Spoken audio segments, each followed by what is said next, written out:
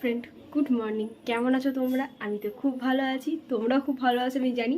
কালকে তোমাদেরকে আমি দেখিয়েছিলাম যে সরস্বতী পুজোতে আমরা কি কি করছি না করছি, কত কাজকর্ম করছি, এগুলো দেখিয়েছিলাম। তো আজকে সরস্বতী পুজো, সবাই আমার তরফ থেকে সকলকে শুভ সরস্বতী পুজো। তো আমি এখন একটা সিম্পল চুড়িদার পরেছি, শাড়ি পরার চেষ্টা করলাম, একার দ্বারা শাড়ি পরতে পারলাম না, তো শাড়িটা রেখে আমি সিম্পল চুড়িদারটা পরে নিয়েছি।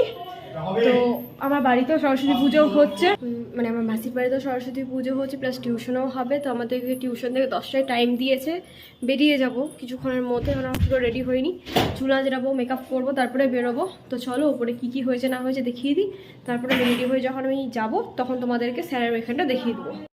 তো এটা হচ্ছে আমার মাসির বাড়ি, ঠাকুর ঘর মানে।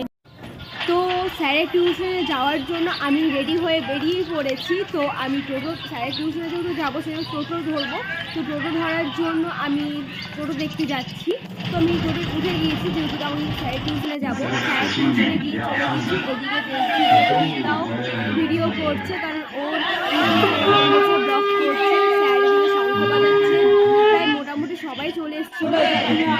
এখানে ঠাকুর মশাই করতে যাচ্ছে,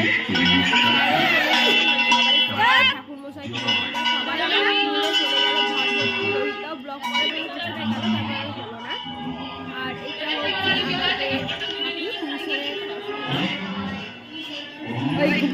তোমরা সবাই জিৎ।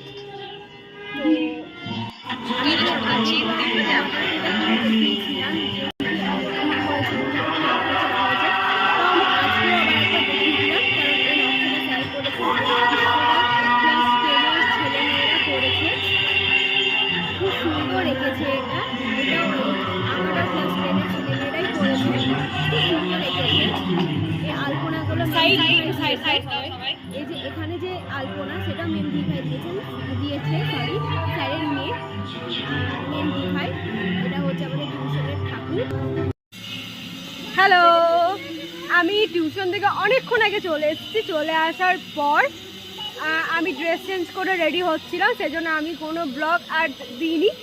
তো আমি এখন টিউশন থেকে এসে, এখন কটা বাজে জানি না, আমি এখন যাচ্ছি ঠাকুর দেখতে দিদিভাই আর জায়বুর সাথে।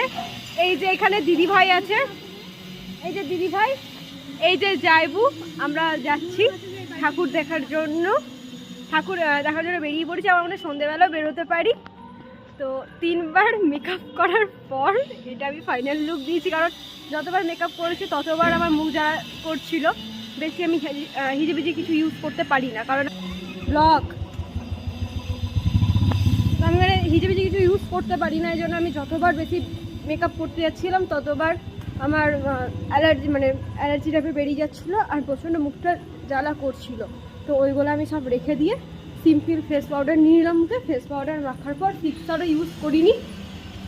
ফেস পাউডার, লিপস্টিক, আইলাইনার, কাজল, এগুলো ইউজ করে আমি বেরিয়ে পড়েছি।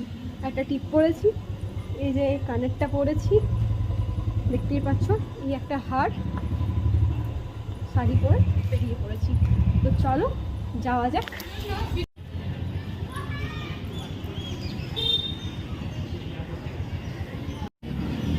নাতনি কই? নাতনি বেরোয়নি।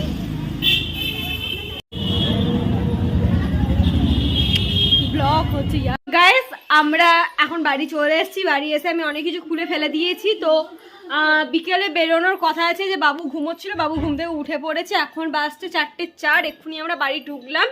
তো বিকেলে বেরোনোর কথা আছে, বেরোতে পারি না বেরোতে পারি কোনো ঠিক নেই। বেরোলে তো নিশ্চয়ই ব্লগ দেবো, আর না বেরোলে তো কোনো কথাই উঠছে না। তো আমি আমার ব্লগটা এখন এখানে এন্ড করছি।